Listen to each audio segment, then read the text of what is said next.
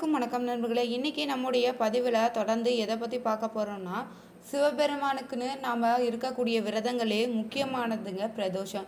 இந்த பிரதோஷ தினத்தில் நீங்கள் எப்படி வழிபடணும்னு தெரியணுமா? இந்த வீடியோவை ஸ்கிப் பண்ணாமல் பாருங்கள். இந்த வீடியோ உங்களுக்கு பயனுள்ள தகவல்கள் நிறைந்ததாக இருக்கும். முதல் முறையாக நம்ம சேனலை பார்க்குறீங்களா இருந்தீங்கன்னா, வேலியிருக்க பைமை சேனலை மறக்காமல் சப்ஸ்கிரைப் பண்ணிக்கோங்க. லைக் பண்ணுங்கள், ஷேர் பண்ணுங்கள், கமெண்ட் பண்ணுங்கள். வாங்க வீடியோக்குள்ளே போகலாம். சிவபெருமானுக்கு பார்த்தீங்கன்னா முக்கியமான விரதங்களை தாங்க பிரதோஷம் சொல்லுவோம். இந்த விரதத்தை மேற்கொள்வவங்க பார்த்தீங்கன்னா வளர்பிறை மற்றும் தேய்பிரையில் வரக்கூடிய திரியோதசி திதியில் அதிகாலையில் எழுந்து நீராடிக்கோங்க. நித்திய கடன்களை முடித்துக்கோங்க. சிவபுராணம் சிவநாமங்களை படித்து தாங்க முடிந்தவரை பார்த்தீங்கன்னா மௌனம் விரதம் இருந்து நீங்கள் இந்த விரதத்தை மேற்கொள்ளலாங்க.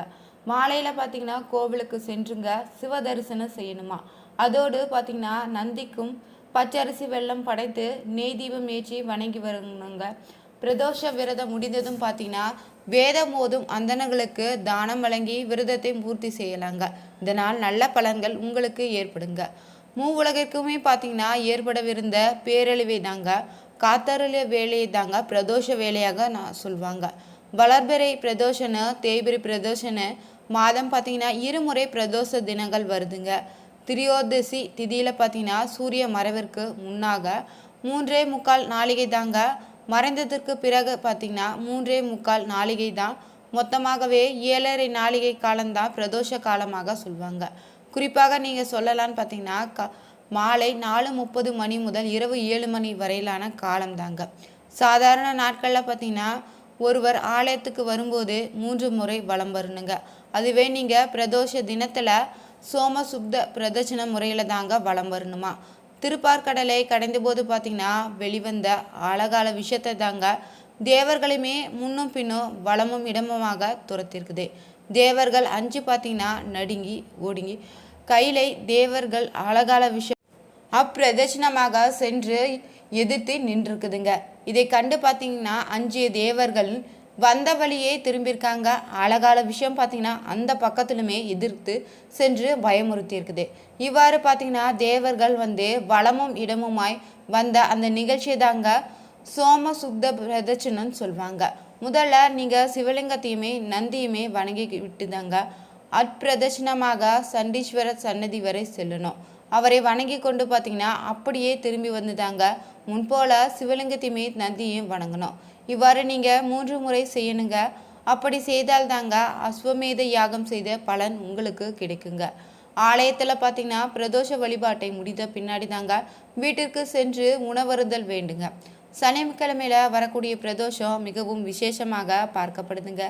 பிரதோஷ வழிபாடு செய்ய பார்த்தீங்கன்னா திருமா பிரம்மன் உள்ளிட்ட தேவர்களும் கூட சிவாலயம் செல்வாங்களா. ஒவ்வொரு நாளும் பார்த்தீங்கன்னா மாலை 4:30 மணி முதல் 6 மணி வரையில் பிரதோஷ நேரமாக பார்க்கப்படுதுங்க. இது தின பிரதோஷம்னு சொல்லுவாங்க. சிவனை வழிபட ஏற்ற காலம் பார்த்தீங்கன்னா சாயரட்சை தாங்க. அதிலுமே சிறந்தது பார்த்தீங்கன்னா சோமவாரமாக சொல்லுவாங்க. அதிலுமே சிறந்தது பார்த்தீங்கன்னா மாத சிவராத்திரிங்க. அதிலும் மிகவும் சிறந்தது தாங்க பிரதோஷம். பிரதோஷ தரிசனம் பார்த்தீங்கன்னா செய்பவங்க எல்லா தேவர்களையுமே தரிசித்த புண்ணியத்தை பெறுவீங்க. தரித்திரம் ஒழியுங்க, நோய் தீரவும் துயர் நீங்கவுமே பிரதோஷ வழிபாடு சிறந்த வழிபாடுன்னு சொல்லலாங்க.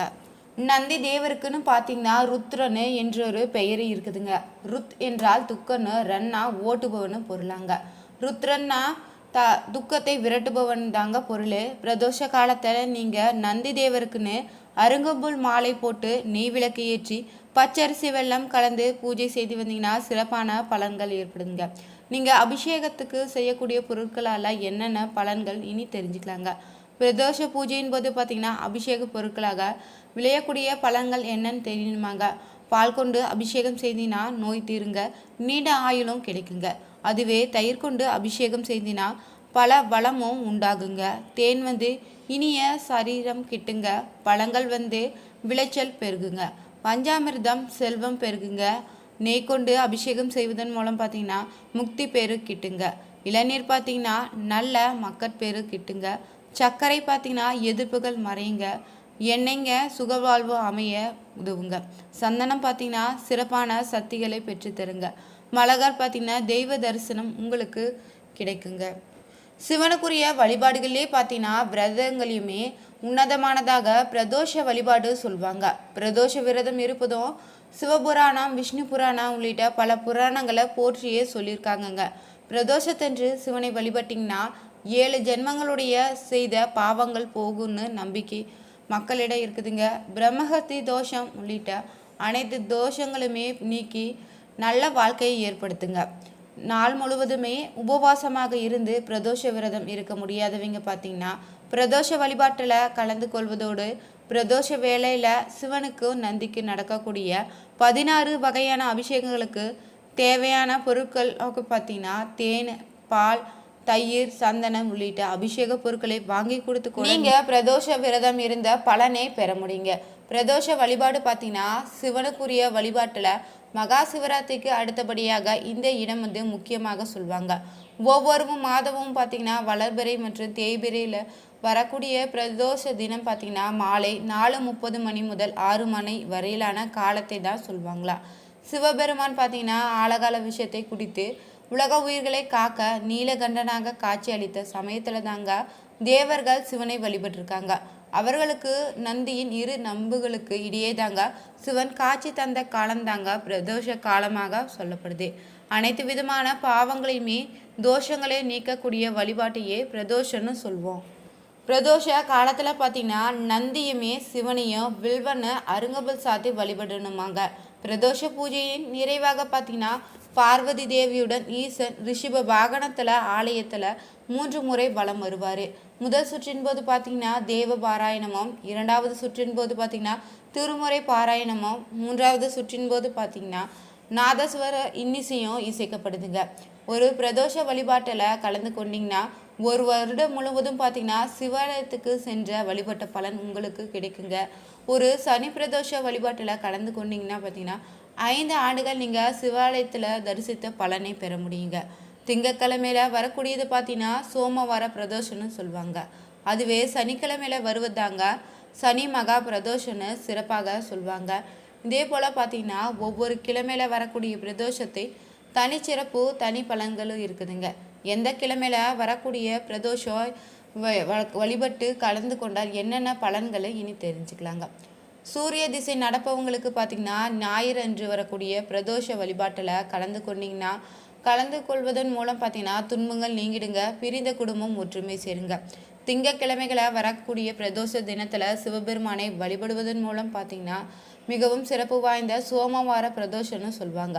சந்திர திசை நடப்பவங்களும் சந்திரனை லக்னாதிபதியாக கொண்டவங்களுமே வழிபட வேண்டிய பிரதோஷ தினம்தான் இந்த நாள். இவ்வாறு நீங்கள் வழிபட்டிங்கன்னா மன நிம்மதியுமே மகிழ்ச்சியும் கிடைக்குங்க. மன வலிமை பெருகுங்க. மன சஞ்சலங்கள் குறைந்தே குழப்பமின்றி தெளிவாக இருப்பீங்க.